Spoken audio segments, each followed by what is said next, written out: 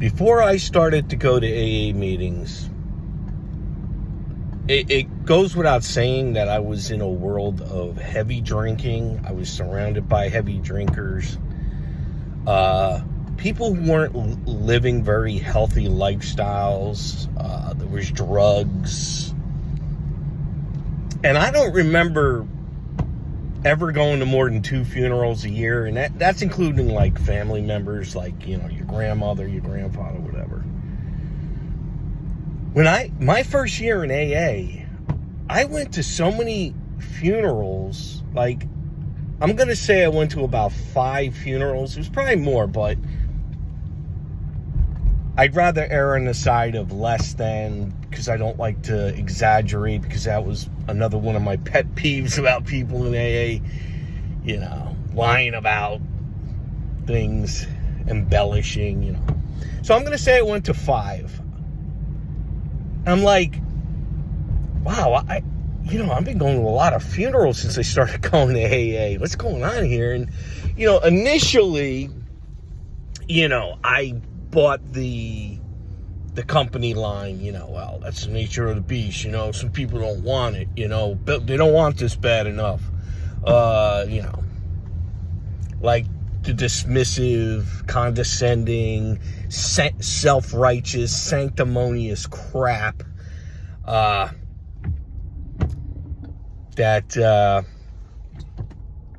you hear every time, you know, somebody dies or commits suicide. And but by my second year, you know, the number of funerals that I was going to, people I'd actually met in the program, and I thought they were doing good, who now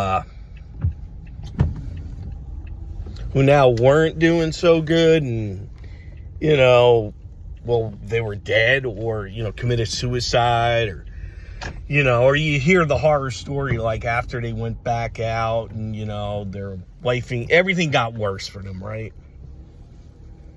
And again, you just go with the company line, like, yeah, you know, some people don't want this bad enough. They didn't turn it over, you know, they left something out of their 4th and 5th step, you know, and on it went. But towards the end, like, there was a number of things that I was starting to get, like, the only reason I was sticking around, like, by my 3rd year in AA, I was only sticking around because, like, I wanted to see some of these motherfuckers eventually pick up. Like, that's how bad I hated them. Like, I wanted to see them suffer, like, the way they were fucking talking all this shit about other people. And I also, by my 3rd year, came to the conclusion that it was actually the program itself that was killing these people. The guilt, the fear. I remember people sharing shit in meetings, like, I would cringe. I would be like, no, but it was too late. I mean, the cat was out of the bag.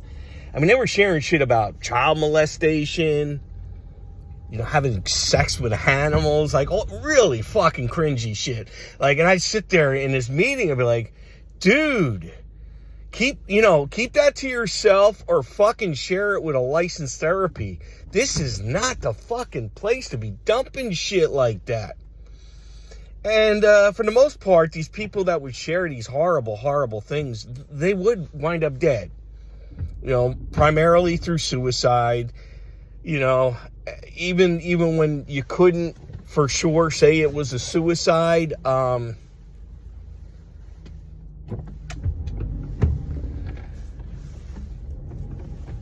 oh my God, these people in this parking lot, these people are drunk. So anyway, the point I'm getting at is, okay, so, you know, we both agree that if you go to AA, if you continue to go AA for a number of years, you are going to see a lot of people, you're going to meet a lot of people that are going to die. They're going to die. They're going to commit suicide. And now my argument is, it's the program itself that causes this. And your argument is, well, you know, they were already suicidal and they just didn't want this program bad enough. So there you have it. I mean, neither one of us has the empirical data to prove our point. Either way, it's just a question of opinion. But we do have statistics on suicide. Like, for example, the biggest profession for suicides is cops, right?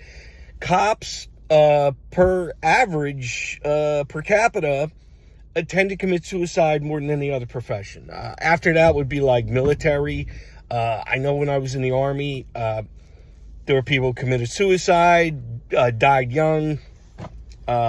But boy, oh boy, like I'm telling you, the only other experience I can share where I went to the most amount of funerals or had known, like I met more people in AA that are dead now, not through old age, okay?